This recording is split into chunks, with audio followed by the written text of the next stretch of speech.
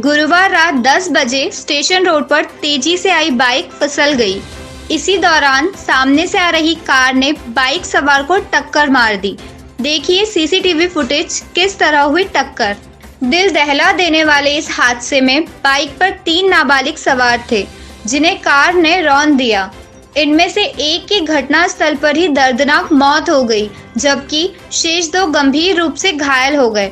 एक गंभीर घायल को इंदौर रेफर किया गया है। उपचार के दौरान दूसरे घायल की रात 12:05 पर मौत हो गई। 232 से स्टेशन की ओर जा रही कार क्रमांक MP 43C 6287 बेहद तेज गति से जा रही थी। स्टेशन रोड पर शिवांग होटल के सामने तेज गति से जा रही इस कार ने सामने से आ रही एक बाइक के स्लिप होने के बाद जोरदार टक्कर मारी। मौके पर पहुंचे कांग्रेस नेता विजय सिंह चौहान ने एम्बुलेंस को सूचना दी और घायलों को अस्पताल लेकर पहुंचे। दुर्घटना के बाद घटनास्थल पर लोगों की भीड़ जमा हो गई। पुलिस अधिकारी भी मौके पर पहुंच गए थे।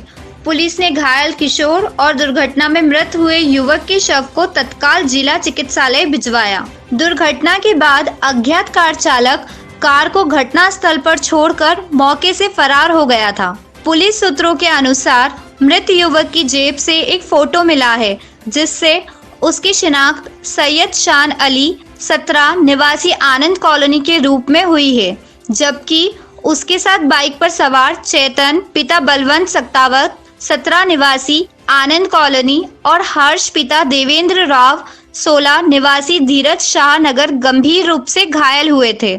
उनका उपचार किया जा रहा है। हर्ष को देर रात इंदौर रेफर किया गया है। गलती किस वाहन की रही, इस पर देर रात तक चर्चा चलती रही, लेकिन प्रारंभिक तौर पर यह माना जा रहा था कि कार ने मोटरसाइकिल सवार युवकों को टक्कर मारी होगी।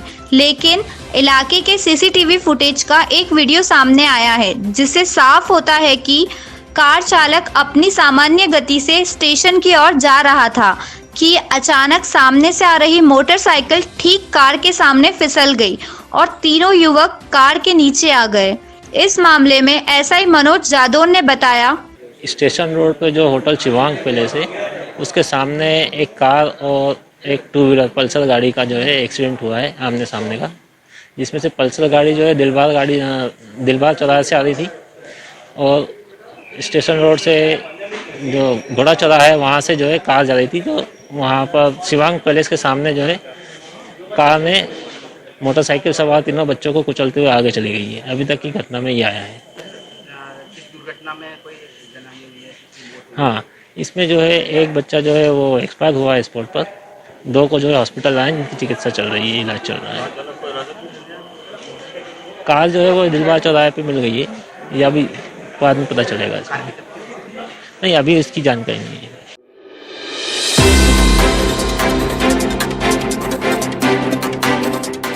भारत सरकार के आवास एवं शहरी विकास मंत्रालय द्वारा गुरुवार को स्वच्छ सर्वेक्षण 2020 के नतीजे घोषित किए गए।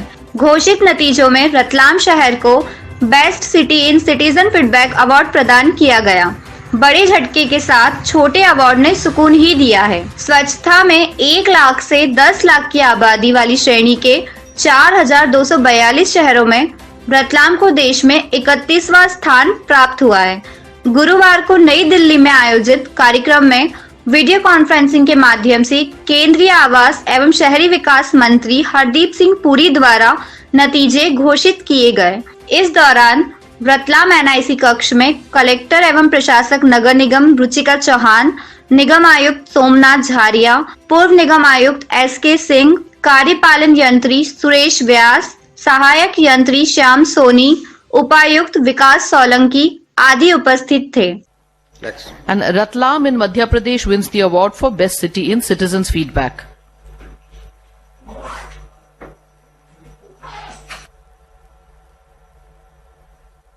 बधाई हो रतलाम, आपको बहुत बहुत बधाई हो, बहुत बहुत बधाई हो।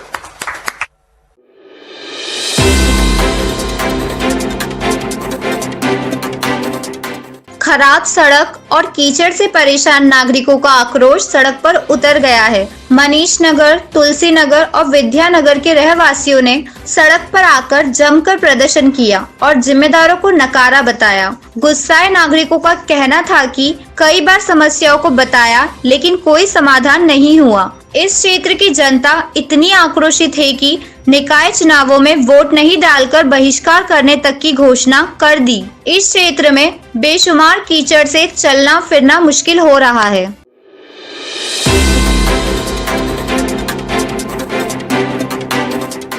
कोरोना वायरस कोविड-19 के कारण मुख्य निर्वाचन अधिकारी, मुख्य कार्मिक अधिकारी, चर्च गेट मुंबई द्वारा 26 मार्च को होने वाले चुनाव अगली सूचना तक स्थगित कर दिए थे। लगभग 6 माह से अधिक समय हो गया। इसमें कई अव्यवस्था एवं चुनाव नहीं होने के कारण नए रेल कर्मी अंशधारकों को सदस्यता प्राप्त नहीं होने से लोन प्राप्त नहीं हो रहे हैं। कई प्रत्याशियों की 5 वर्ष कार्यकाल में 6 माह की समय अवधि समाप्त होने वे चुनाव में अयोग्य हो रहे। इसलिए आवश्यक है कि अधिसूचना निरस्त की जाए और नई अधिसूचना जारी की जाए, जिससे नए प्रत्याशियों को भी चुनाव लड़ने का अवसर प्राप्त हो सके। इसी संबंध में जेसी बैंक प्रत्याशी एवं रेल कर्मचारी नेता अशोक तिवारी, सुरेंद्र राव, रंजिता वैष्णव, रणवीर गुर्जर आदि ने संयुक्त रूप से मुख्य निर्वाचन अधिकारी एवं मुख्य कार्मिक अधिकारी चर्च गेट मुंबई के नाम ज्ञापन जेसी बैंक प्रबंधक को दे दिया। इस मौके पर पूर्व डायरेक्टर राम खेलावन कुमायूं, प्रकाश व्यास सहित कई कर्मचारी उपस्थित थे। मैं आज जेसी बैंक में आया और यहाँ की कई समय से जो समस्याएं चल रही थी, विगत 5 महीने से एक समस्या चल रही है। हमारे असिस्टेंट लोको पायलट आए हैं, यहाँ 1200 आदमियाँ नए यहाँ पे कंपनसेशन में आए हैं, आरआरबी से आए हैं। इनकी सदस्य ये नए अंशधारक नहीं बना रहे हैं और हमारे पास रोज़ एक न एक का फ़ोन आता है कि हमको सदस्य नहीं मिल रही है, हमारे घर में काम है, हमको लोन चाहिए।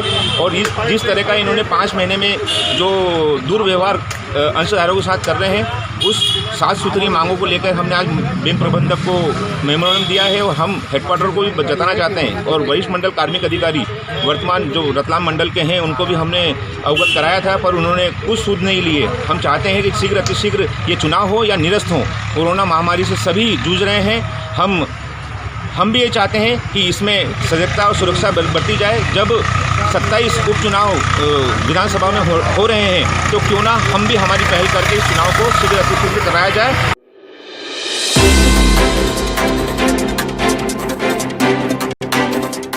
पति की लंबी उम्र और श्रेष्ठ वर की कामना के लिए हरतालिका तीज पर्व शुक्रवार को धार्मिक मान्यताओं के साथ मनाया गया। इस पर्व पर महिलाएं और कुमारी लड़कियां शाम 6 बजे से अगले दिन तड़के सुबह तक 5 पूजन करती हैं। पूजन में रेत के शंकर जी बनाए जाते हैं। अन्न जल त्याग कर महिलाएं और युवतियां पूजन करती हैं। दिन भर शहर में पूजन सामग्री का विक्रय होता रहा। महिलाएं 16 श्रृंगार कर सामूहिक रूप से भी मंदिरों में पूजन करती हैं।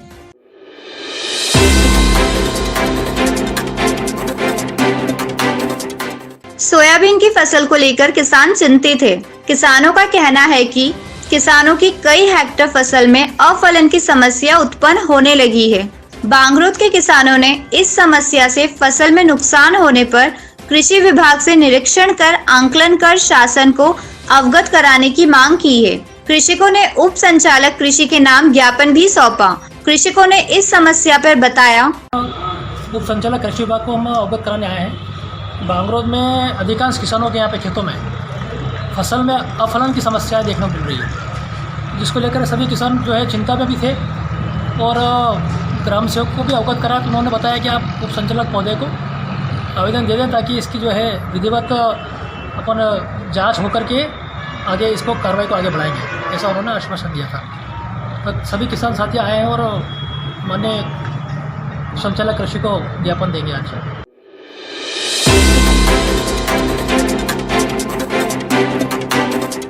आलोट नगर और क्षेत्र में बढ़ते कोरोना संक्रमण को लेकर प्रशासन पूरी तरह से अलर्ट है। वहीं नगर में शासकीय कर्मचारियों की भी लगातार कोरोना पॉजिटिव रिपोर्ट आने से कर्मचारियों में भय व्याप्त है। आलोट थाने में भी कोरोना संक्रमण ने दस्तक दे दी है, जिसको लेकर पुलिस कप्तान गौरव तिवारी ने आलोट थाने का निरीक्षण किया और पुलिस जवान कोरोना के नियमों का पालन सही से कर रहे हैं या नहीं, इसका निरीक्षण कर जानकारी ली। नगर में कोरोना के बढ़ते संक्रमण को लेकर पुलिस कितनी सतर्क है, इसकी भी जांच की। एसपी तिवारी ने बताया कि सरप्राइज विजिट की इसका मुख्य उद्देश्य यह था कि हमारे पुलिस जवान भी संक्रमण के शिकार हो रहे हैं, तो क्या वे लोग इसके बचाव के साधनों का उपयोग कर रहे हैं या नहीं। नगर व क्षेत्र में भी दौरा किया है तो सभी दूर पुलिस जवान सतर्क दिखाई दिए। एसपी गौरव तिवारी ने बताया, थाना क्षेत्र का भ्रमण करने आया था मैं। इससे पहले मैं आलोट, हाट, पिपलिया, इन जगहों का भी दौरा किया। दौरे का मुख्य उद्देश्य एक तो था कि अपने पुलिस के अधीनस्थ स्टाफ भी कोरोना संक्रमण के शिकार हो रहे हैं, तो उनके अंदर क्या डिसिप्लिन है, जो सावधानियां हम लोग आम जनता को बता रहे हैं, वो पुलिस खुद पालन कर रही है कि नहीं, ये देखने के लिए मैंने आज सरप्राइज विजिट किया था। तो ये मुझे देख के अच्छा लगा कि थाना प्रभारी और एसडीपी साहब सब लोग अपने अधीनस्थों पर सही तरह से उनको अलर्ट रखे हुए हैं और आवश्यक सावधानियाँ बरत रहे हैं लोग। साथ ही साथ मैंने थाना क्षेत्र का भी भ्रमण किया। वहाँ फील्ड में पुलिस की विजिबिलिटी है कि नहीं, लोगों में डिसिप्लिन है कि नहीं, कहीं जाम आदि की स्थिति तो नहीं है। तो मुझे देख के सभी चीज़ें व्यवस्थित लगी हैं और लोगों से भी चर्चा किया मैंने, तो ऐसा कोई ऐसी कमियां लोगों ने बताई नहीं है।